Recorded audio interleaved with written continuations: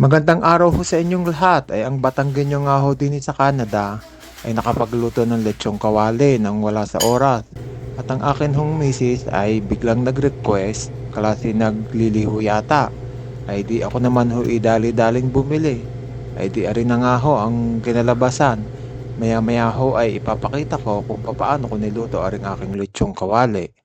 Ay ito na nga ho, ang una muna ay ginayat ko muna yung baboy na gagamitin ko sa ating lechong kawali ay ang tagapag-video ho natin ngayon dito ay ang aking mother. Tinuruan ko po ho aray kung paano mag-video at nako ay first time nga naman hong gagawin ng ganung klaseng pa-video-video ba. Ayan, di kinat ko ho ang ating baboy. Hindi ko ho aray ano man tawag din nakalimutan ko ang sasabihin. Ay hindi ko muna ho aray kinat ng buuan para ho ang maprito lamang ay yung taba lamang at balat. Para yun hong karne, pag niluto at kinayat, ay hindi ho siya masyadong malutong at para ho, ano man tawag doon sa Tagalog, yung parang fresh, fresh ho, ay ala, bahala na ho kayo. Ay ganun na nga ho yan, di ang una muna ho ay nagpakulo ako ng tubig. Tapos nilagay ho natin ating mga baboy. Tapos nilagyan natin ng bawang, konti lang ang bawang at medyo mahal ang bawang. Nilagyan ho din natin ng ano nga tawag sa dahon na iyon. At nakahuwaring star anise. Hindi ko rin ho alam kung anong Tagalog sa star anise. Nilagyan din ho natin ng asin. Tapos nilagyan natin ng pamintang durog. Ay dapat nga ho pala din ay pamintang buo. Ay wala naman ho kami pamintang buo din. Hindi man ho kami talaga nabili noon. Ay di durog na lang ho ang nilagay ko. Yan ho, hinalo-halo ko lamang para magkalasa ng kaunti. Tapos sinilip ko lang ho saglit ng makabulak ng mga 10 minuto yata iyon. Eh nung pagka-open kong iniamoy, naamoy ko ang sarap aba. Hindi naman ho ako dati gumagamit ng star anise eh. Ay nakita ko lang ho sa video ba pag merong mga naglilitsyon, ay nilalagyan ho ng star anise. Ay di naisip ko bumili tapos ay matagal na naman hong stock din eh. Sabi ko ba ay mailagay nga din it baka mag-iiba ang lasa ng aking lechong kawali. Ayan nga ho, hinango ko na. Siguro ho mga 20 minutos ko rin ho aring ipinakuluan para ho siguradong malambot. Tapos ang sunod natin gagawin din ayan nga ho, itinuyo natin. Pagkakadami ko nagamit din yung tissue dahil ho kailangan tuyong tuyo at nako po, kahirap. Ang susunod ho din yung gagawin ay ipiprito. Pag ho ari ho'y basang-basa, ay nako po, talagang magpipilanti kang maigi ang mantika ay magkakasugat-sugat ang balat ho natin. Kaya ho yan ho, pinatuyo ho nating maigi.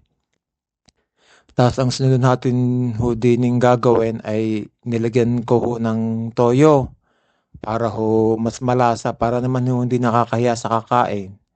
Pero ang kakain lang naman ho na ay ang aking mother at ang aking hong asawa. Dahil ako ho ay hindi na ho kumakain ng baboy at saka ng baka. Bawal ho ang mga pulang karne at may osteoarthritis. Ano nga ang Tagalog sa osteoarthritis ay rayuma pala yung may rayuma na ho ako sa dibdib. Kaya bawal ho tayo sa baboy. Ayan, maigi ho nating yan ho, hindi ko na ho, nakalimutan ko na ho, Tagalog. Ay, basta ho, ikalat lang ho natin ang toyo ng ayos sa paligid ng baboy para ho malasang malasa. Kumbaga ho, lahat po ng parte ay may lasa. Tapos ang sunod nga ho, yan na nga ho, ito na hong pinakamahirap na parte ng paglilitsong kawali, ang pagpiprito. Yan nga ho, yan, in-slow mo ko dahil hindi ko na ho na-videohan yung kalahatian ng pagpiprito at nagpipilantikan, kailangan ko hong takpan. At nako po, nagkakalat ho pag masyado hong mapilantik ang mantika.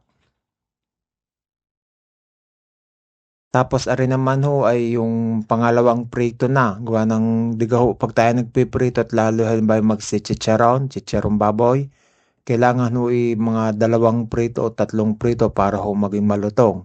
O kita nyo ho, ang kinalabasan pag pangalawang prito na, kitang-kita ho sa balat na talagang malutong. Parang nakakatakam ho kung kakainin na. Tapos yan na nga ho, kumpara nyo yung pangalawang prito sa unang prito pa lang. Arohong dalawang huli pangalawang prito pa lamang pero ayun nung una pangalawang prito na. Tapos yan nga ho, piprito ko na ho ulit ng pangalawa yung pangalawang baboy na iyan para ho mas maging malutong.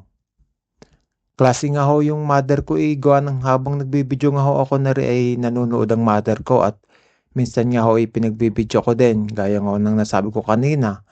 Aba, klase takam na ititigil ko muna ang pagsasalita ko at para marinig nyo ang lutong.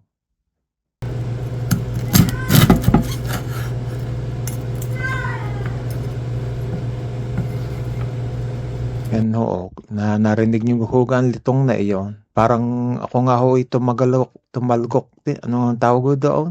Yung parang takam na ba? Awan habang ako nagbibideo nanonood. Oh, rinig nyo ga ho yung lutong na iyon. Naku po, sarap na rin lalo mga mahihilog ho diyan sa baboy. Yun ho, nako, pagkakalutong ay talagang kasarap. Yung mother ko nga ho, hindi pa ho ako tapos maggayat. Nako, ayan na ho. Talagang nangunguna na ho sa pagkain at sabi talagang baka daw siya mapaibig na sa pag-aantay. Yan na nga po yung kinalabasan natin pagluluto at napaka-juicy. Maraming salamat po sa panonood at pakikinig. Bahala na ho kayo sa bidyong are. Sa susunod po ulit.